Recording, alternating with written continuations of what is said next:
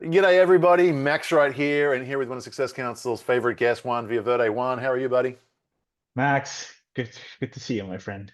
Now, Juan and I just got to meet each other in the flesh again. We've met each other before, but we got to hang out in Mallorca for a handful of days together. Had a great time. So it was good to see Hmm. you, buddy. And It was awesome to see you. yeah, it was a lot of fun. We had a blast there. He took me to one of the best restaurants there, which his brother was the head chef at, I believe, and it was delicious, really, really good. All right, let's talk crypto. We a lot of what Bitcoin's boring me, dude. I blame you entirely. I know you do. You blame me in Mallorca too. uh, talk to me. What's going on? All right, so right now I'm looking at it. It's just shy of 112. As a bare Hmm. minimum, tell me, are we going to hit 120 before we hit 110? Excellent Sorry, question. sorry, sorry. 110's not fair. 110's not fair. It's one. I meant to say we're going to hit 120 before 100. Yes, I think so. Yeah. However, we may well hit 100. Now, let me unpack. So I don't know if I shared this with you or not. It's on my YouTube channel, so I recommend you guys check it out. I put it out last Friday. I think it's one worth watching. It's a little longer than I like. It's like 30 minutes, but please watch. I discussed an indicator that's actually in TradingView, so you can see it for yourself. Use TradingView. Everybody does. I know you do, Max. I So do. there's this global liquidity. Let me just look it up in here. It's global liquidity index. Just if you watch the YouTube channel, I have the settings. I think I have the settings in there. It's global liquidity, and a lot of people are using M2 on to track liquidity.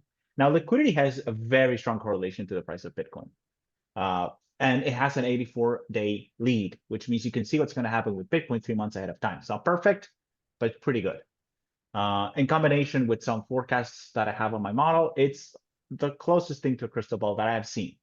That's pretty good. Now, the problem is this indicator allows you to see M2, global M2. That's what Raul Pal, shout out to Raul Pal. I'm a GMI subscriber. I love Raul, but I think he's wrong in using M2. M2 is basically bank deposits mostly. It's just what people have in the bank. It's Right in just, philosophy, but the metric he's using is just a little bit yeah, not as yeah. I think accurate as that's a something lot. else. Yeah, not as accurate as just looking at central banks. Now, if you follow the work of Michael Howell, who I love too, I've never met him, but I love his work too. He uses a proprietary indicator, and that works too. But I think M2, what Raul Powell has been using lately, not a strong correlate.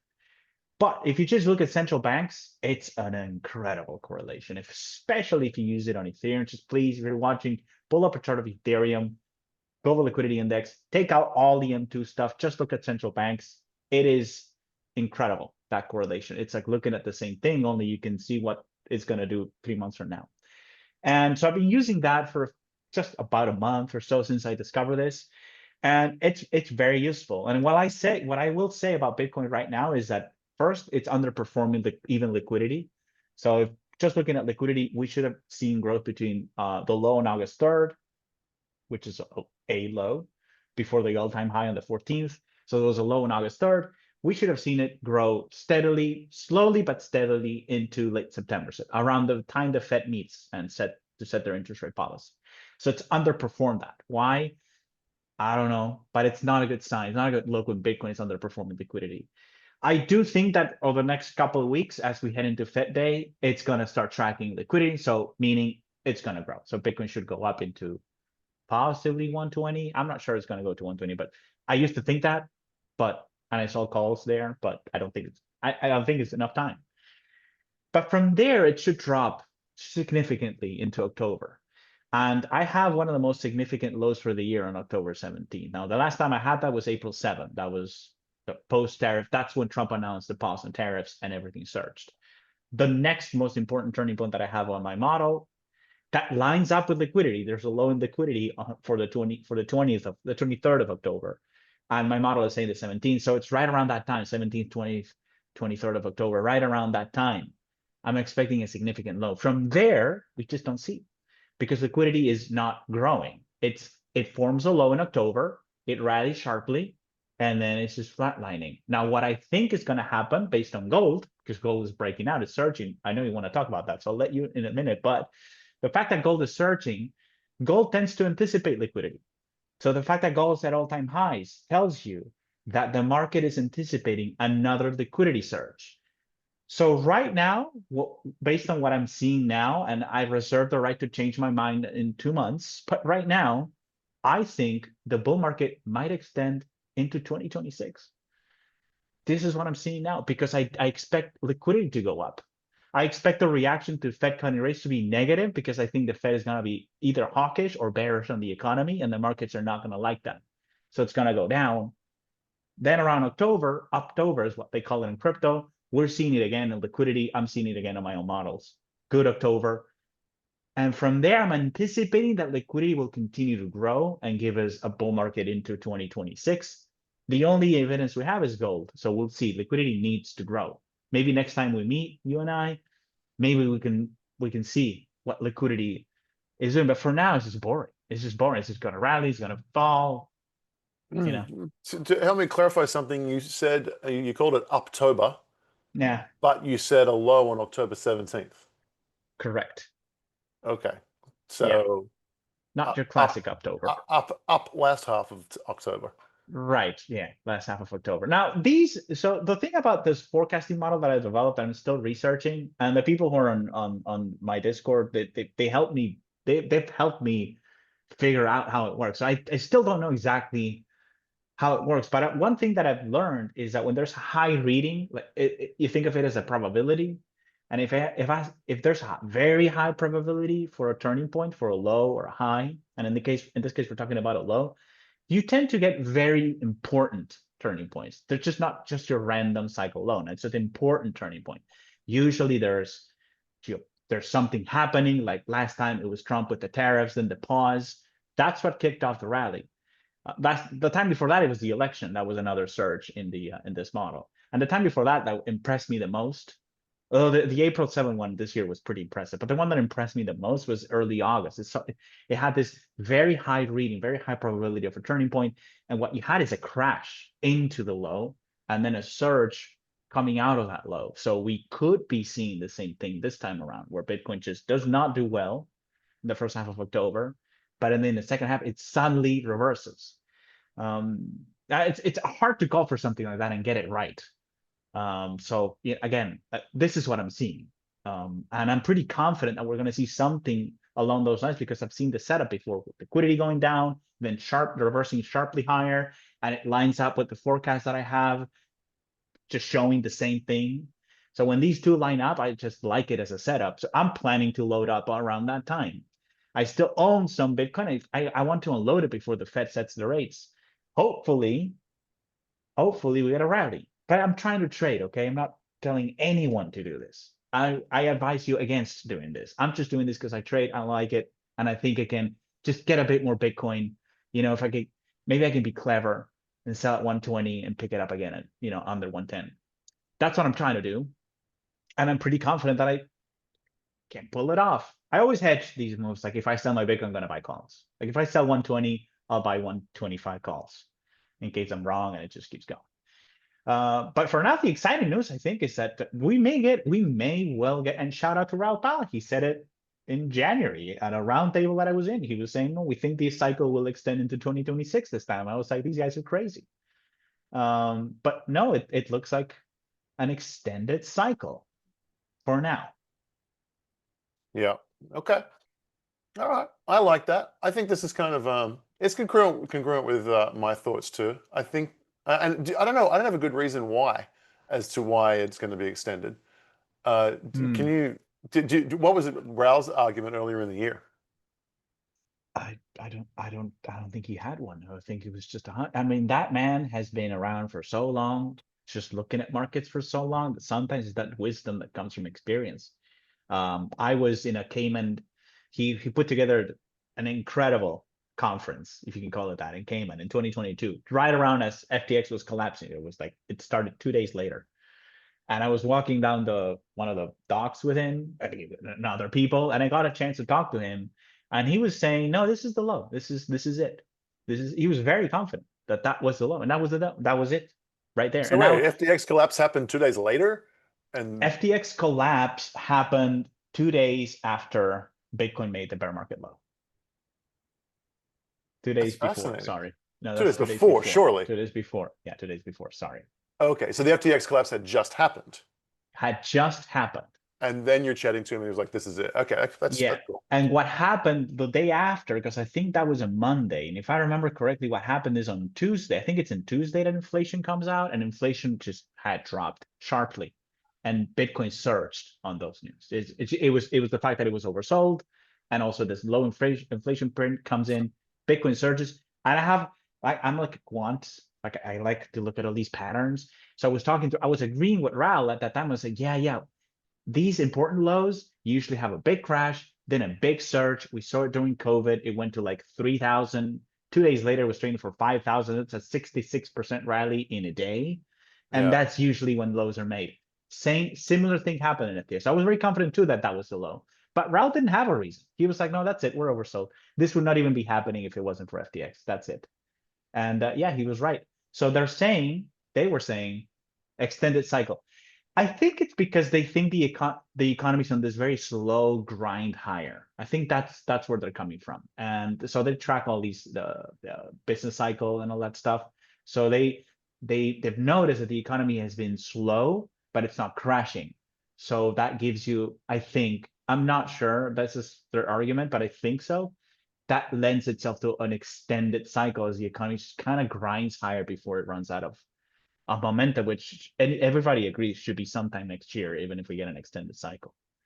yeah. No, I was thinking it was gonna be November this year, but I definitely do not see that. Like if the highs is going to come in for this market, if we don't get an extended bull run, the high's not gonna be in November because in November it's gonna be climbing out of lows Gotcha. just based on liquidity. And the one thing I will add, Max, is that Bitcoin does not go up if liquidity goes like straight down. It never goes up. It just Right. follows liquidity. It doesn't. They can stay out of touch, out of line for a while, but you're not going to see a Bitcoin surge into October or November when liquidity is just doing this or down, depending on which metric you use. So for now, we're staying in this grind. I, with regards to the U.S. economy, I can see it going through a little bit of pain here. Um, Mm. like Yeah. I think a lot of the things Trumps are doing are awesome and fantastic, but they're going to take 6, 9, 12 months to pay off. But the things that I think in Europe and in other parts of the world, they're on their knees. I think they're really, really Oh yeah. struggling. And Yeah. so they're going to have to start printing quickly. The other thing is the housing market is the only sector that's really, really struggling in America, I think. And it's because interest rates are too high. And I'm not saying it's entirely due to the Fed. I think they probably should lower, but neither here nor there, really. The facts are that the real estate market here in America is struggling. And it's the real estate market and all of its like ancillary things like architects and builders and lumber and all those things. It takes up about 30% of the economy. So the real estate market is just an absolute monster. And it's the most sad part of the US economy by a lot, I think. And so I see before the good things coming into place in 2026. I see there being a little bit. So it's entirely possible there's some pain here over the next couple of 4, 5, 6 months. Uh, but see, I think the way that works for me is there's this down thing, and then that's when the liquidity spigots turn on, and Yeah. then the liquidity comes, and then Bitcoin comes back like faster than all the other sectors. So it Hmm. could be as quickly as maybe we get some bad numbers coming through over the next couple of months into October, and there is some pain across all the different markets, and then Bitcoin leads the way out of it and rockets out of it. That would be kind of my take on things, which once again ties into what you're saying.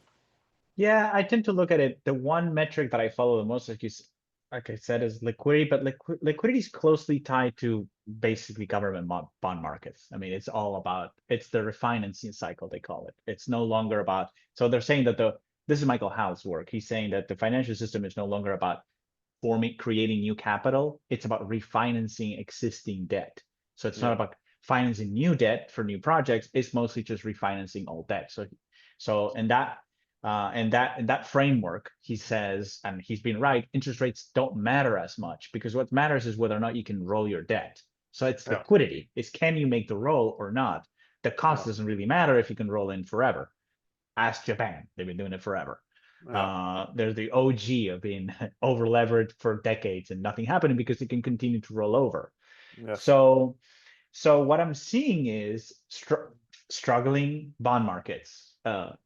Not so much in the States, but I mean, the Yeah. UK is cutting rates into inflation. Like, why? You're having high inflation, you're cutting rates. Why?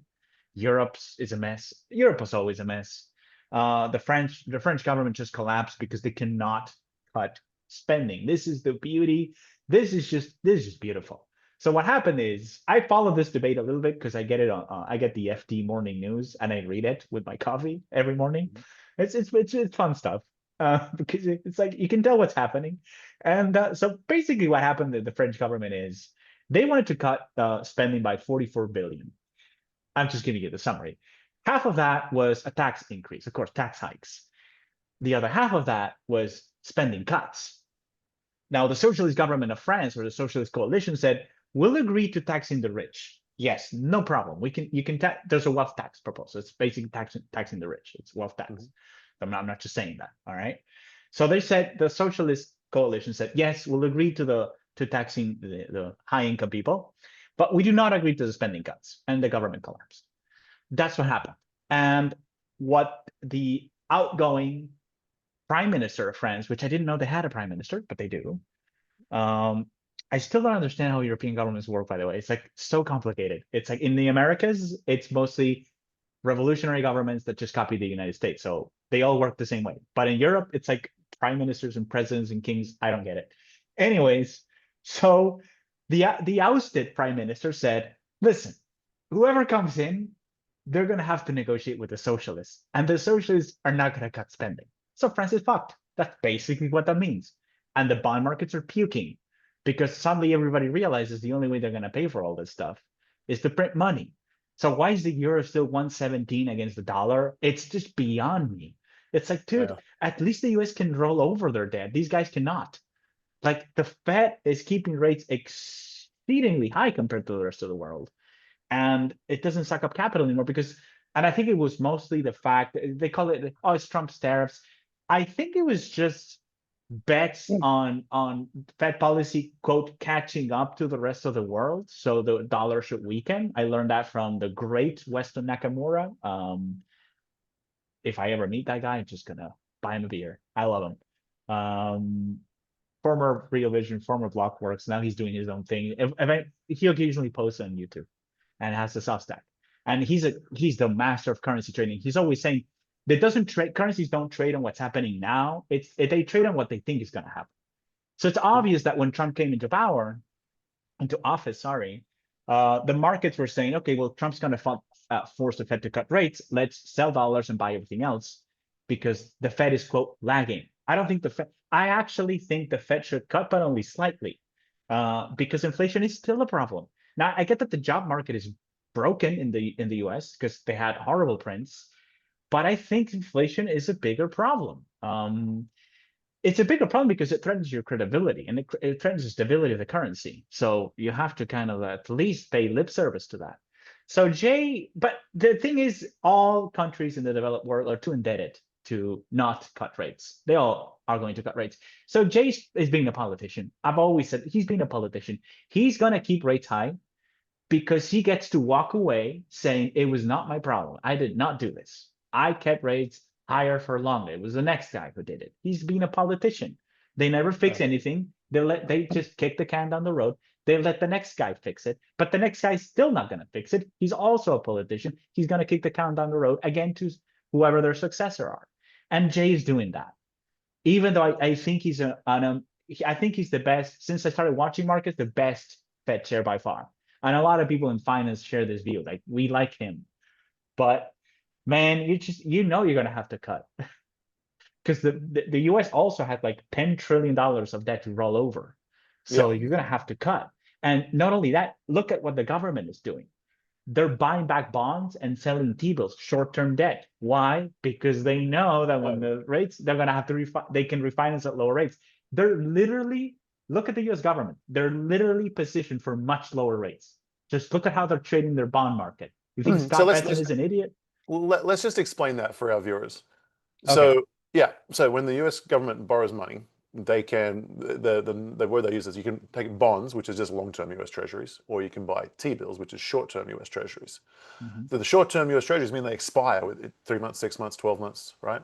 So if the government has a lot of those, that means they have to roll over their debt again in 3 months, 6 months, 12 months, whatever the length of that T-bill is. If they're borrowing money for 30 years, it means they think they've got a great rate and they're going to hold this, they're going to pay that debt off slowly Mhm. over 30 years. If they take a short-term T-bill, it means they're expecting rates are going to have to come down and they're going to be able to refinance again in 3, 6, 12 months at the lower rate. So Juan's absolutely right. The US government is positioning itself for this. So yeah, just we went over that very fast that I didn't think everyone was going to follow. So I wanted to slow it down. Keep going. Yeah, thanks. So yeah, so rates are going to come down, and this is what might extend the cycle. That rates come down. Now, I am worried about the bond markets. The UK just is having the highest rate since 1998. So Hmm. higher than when the Liz Truss government broke apart. And by the way, I thought her plan was brilliant. I mean, she was going for growth, lower taxes, increase spending, but like industrial policy, it would have worked. It would have destroyed the pound, but it would have worked. They got rid of her, and now rates are high. So what do you have to show for it? Nothing. 3 years went by, and the UK is still a mess. And I'm not an expert in the UK. The same thing is true in Europe. So rates have to come down. Sorry. And the currency has to be trashed. Sorry. This is why you own Bitcoin. This is why you own gold. You own hard assets. The US government, the first family, as they call them, they're getting into crypto. Besant is calling it crypto like a new financial renaissance. You don't think these guys know what's going on? They know they're going to have to get rid of this debt through inflation. And dude, there's no other way. Like, there's literally no, ask anyone. There's no other way. Trump said it many times. The only way he said it, he tweeted this and he got a lot of hate. But he said, it was a while back, he said, yes, I want to reduce the debt, but the only way we do that is through growth. We need to grow our way out of this. It's the only way. Guess what? Only way. High nominal growth, meaning it's high growth and high inflation. You trash the currency, and if you don't have savings, yes, you're gonna get trashed. However, if the US government collapses, the world collapses. So, hey, you know what? Take some pain. And unfortunately, yes, at least lends itself to higher inequality. It's not nice. But we're in this situation where we borrow too much for too long and something needs to be done. And the most painless way to do it And it is wasn't to spent productively. debase. Yeah, just spend a ton of money. It's a Liz Truss recipe. Just spend a shitload of money on productive things, so then you outgrow the problem and you lower rates. That's called financial repression. Luke Gromen, another great analyst, he's been saying this forever. He's saying this is the era of financial repression. This is what they do. They keep rates below inflation for a while. You don't want inflation to be crazy. You just want like 5, 6% with interest rates maybe at 3%. That's all you need. You do the math on that and you realize that within 10 years, there's no debt anymore. Or it's manageable again. It is No. the only way. It's not a way, it's the way to do this. And the So government is positioned for this. high level, I agree with you. I think I think trying to cure inflation with interest rates is absolutely mental and retarded. I think It that doesn't just drives work. me absolutely crazy. It doesn't work. It doesn't work. It just how do we cure inflation? We just make everyone so poor they can't afford anything, and then That's it. prices go That's what they down. do. That's the strategy. It's so stupid. Yes, It's like there's termites in the house. Burn the house down. It's like no, you can take it. exactly. So um, the what I do agree that it's absolutely essential to grow out of the problem. Because you can't do it any other way. And the reason you can't do it any other way, I know you know this, but for everybody at home, when prices go up, it's a one-way street. You can't bring prices down without causing a complete meltdown of the economy. Kind of 2008 proved that. It had a bubble, prices come down. They weren't even trying to do it, but it's like, oh, the world's going to end now that we've got the prices to come down, which is what the stated goal was, because housing was unaffordable, and then the world economy collapses. The reason that it collapses is that's the collateral. So you got all this debt, and the debt is against collateral. And so if the prices of real estate come down, farm equipment comes down, farms come down, office buildings come down, businesses come down, then the collateral securing the loan is no longer there. And now the Mhm, loans, no one wants to buy the loan, interest rates go up, and you're into this disaster zone. All right. mhm, So for everybody at home, you cannot get the prices to come down in a healthy, sustainable way. Inflation is an insidious, disgusting one-way street that once it happens, if they try and unwind it, they do more damage than good. The only way out of it, as Juan is correctly saying, is you must grow out of it. But what's the secret to growing out of it? It's very, very simple. Reduce the size of government. Smaller government is, the higher growth you're going to get. It's so, so simple. Now, hence Elon's big ass hurt when the big beautiful bill went through and it was not enough cuts for his taste. But there is also there's a management component. If you do slash everything really, really fast, I mean, we can look at Argentina here. They slashed everything. They were in a very, very dire situation. 50% Mhm. inflation per month when he took over. He just slashed everything, went crazy, and they caused an enormous amount of pain in that first 12 months. It appears as though they're now on the other side of that and now coming very good. But there's a problem. They were in such dire straits that they were willing to suffer through that pain of a year to get on the other side of it. In America, it's not like that. You have to kind of keep everybody happy along the way, especially with a hostile press, especially with a hostile intelligence agency, especially with a hostile everything. It's so it shouldn't be this way, but it is this way. It's absolutely essential that the people love Trump. If they don't love Mhm. him, if they turn on him for any reason, they've got 50 ways till Sunday to get him. But while he is loved, then he has got time to work. And so he can't cause the pain that Malay caused. And so I think he's doing a very, very smart thing. He's just working his ass off, trying to grow the economy with a whole bunch of things, doing well. It'll take time to take place. And then as that takes place, he starts chopping government jobs. Boom, boom, boom, boom. Because free market jobs are actually taking their place. And you're not going to see this massive dip in unemployment. And it's not going to happen as fast and as efficiently as it happened to Argentina. But it is happening. And I think that's always been his plan. I think, and by the way, I don't think he had the ability to reduce spending much more than he did, by the way, because he's got to deal with Congress, and that's Congress's Mhm. job. He has a lot of say, but he doesn't have the ultimate say. You know how razor thin those margins are. But I think I think what will happen is but before the midterms, we will start to see those things come through. I think in the midterms, the Republicans get more power. The economy takes off like a rocket over those next few years. And before he leaves office, um, I think we're going to see government get chopped down significantly, and it's all paired with the explosion of the free market. And those lost jobs here are replaced with free market jobs, and everything's going to be as good can be. If in the best case scenario, that's my best case scenario. That is a best case scenario because anytime you do reform, the Argentinian case is different because it was unusual because people voted for spending cuts, which is like not something you usually see. You're not going to see people in America or in Europe vote for this. I mean, the Europeans think they're fine. Like the socialist coalitions, they think they're fine. I mean, listen, I try not to get too mad at them. They're clearly illiterate and they don't know what they're talking about. So they just think they can print money out of thin air. Like I remember once I had to explain to a grown adult as a young economic student. I was 20, and I think it was my aunt who said, "Why don't they just print money and they give it to everybody else?" I was like, "Are you kidding me? That just destroys the currency." And but the Europeans think they can do this, and there's a lot of people in the United States that think they can do this. Well, Luckily, I think Besant is like the man to sail through this, but it's incredibly complex. You're dealing with complex systems, and things mhm. could go wrong. So as you try to sail, like oh, the T-bills, let's wait for rates to come down, let's kickstart this economic growth. A lot can go wrong.